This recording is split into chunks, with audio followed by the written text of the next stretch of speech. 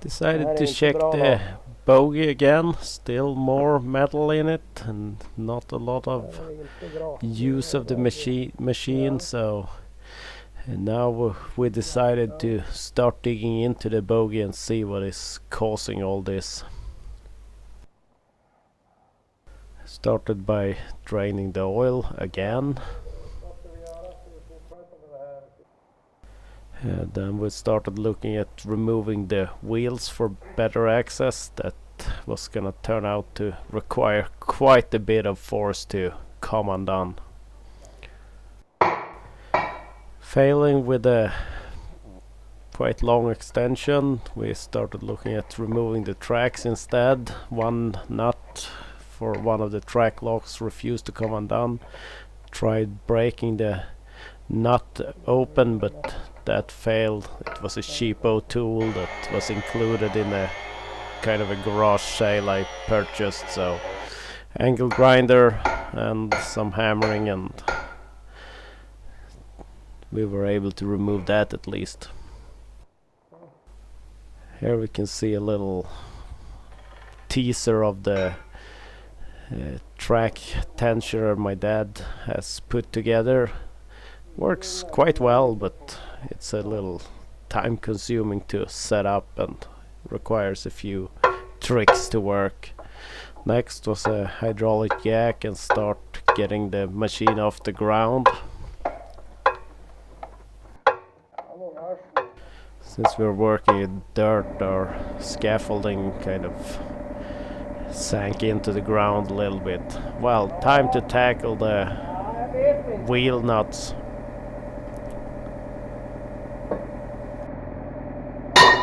With the small excavator and a gentle touch, they started coming undone, but pretty much all of them of the rear wheel you can see here now required quite a lot of force. The front one might not have been on there quite as hard.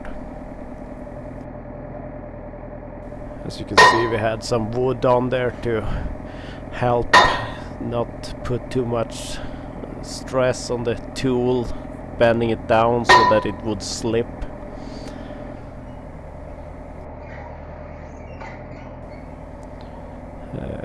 Lifted the track, the chain off the wheel, and then we could start working on the front one.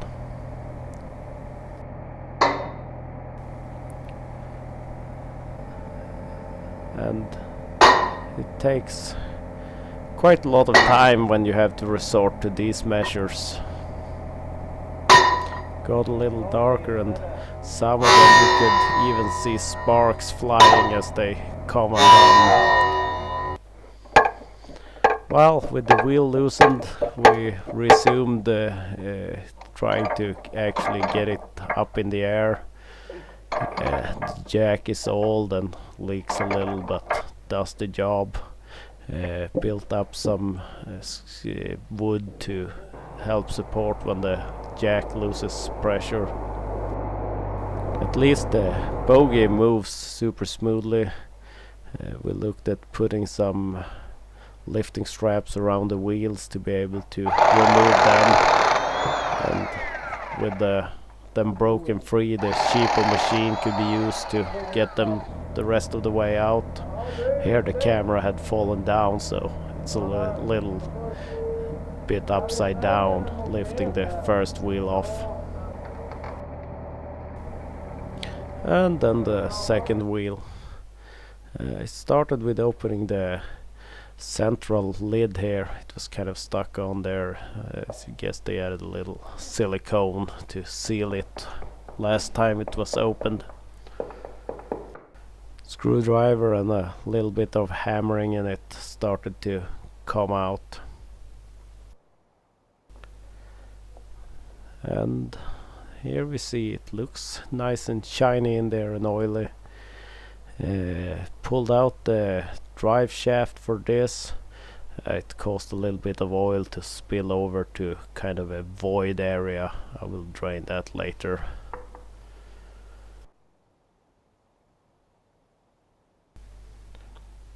Here I'm looking at, I can see some damage to the lid itself, and the sprockets here are on I'm not sure exactly what the bearings are called, but they allow the sprocket to kind of move side to side a little. Wasn't sure really if the shrapnel came from that or if that was all damage. Moved the wheels around it a little, moved super smoothly, no rough spots could be found. So I was hoping that it was the sprocket that had been touching the lid a little that was causing the problem, but I highly doubt that.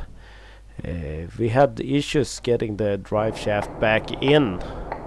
It was like the cogs inside had lost the alignment, so we ended up having to start the machine to be able to loosen the brake and allowing it to move, because you have the brake clamping onto that one.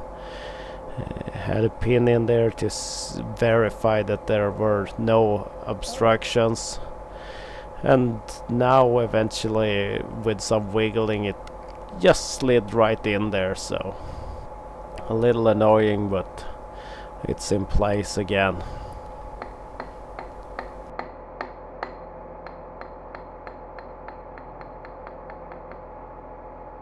It took the cleaner looking lid with no damage as the old one to see if something happens to it. I wonder if this is a one-way valve or just an opening. Here I'm draining the kind of void that's between the differential and the Boggi. Since the shaft was pulled out, some oil was allowed to get in where it wasn't supposed to be, so and then I needed to top up the differential again.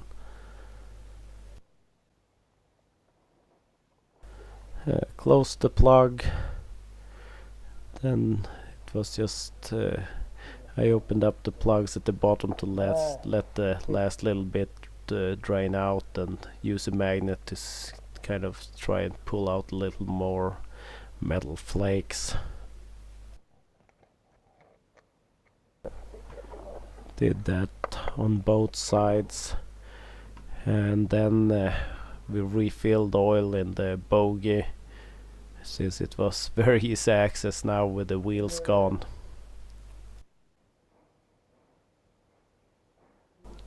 Still takes a while to fill all the 30 plus liters that goes into these. Once I could see the level, I put the level plug in place, and then we had to wrestle the wheels back in place. I started with the cheapo machine to get the nuts on there. Next wheel.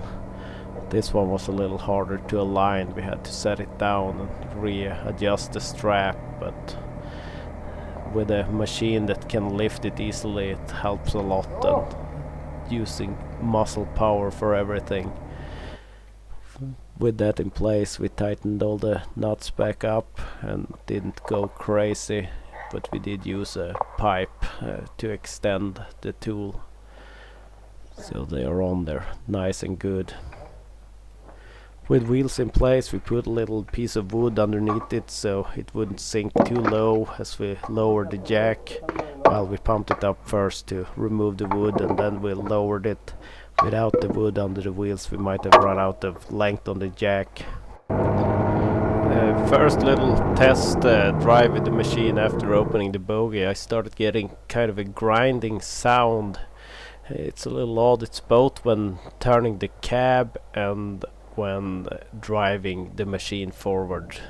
So I didn't really think it was in the Boggi, but wanted to double check that the new lid wasn't getting ground down by the gears inside there. So took the snowmobile out and had some tools with me, and after some struggling to get the lid off a little tight there with the wheels and the tracks in place. There was absolutely zero new damage to that, so I still don't know where the small fine shrapnel inside the Boggi comes from, and I have a new sound that annoys me that I need to see if I can track down.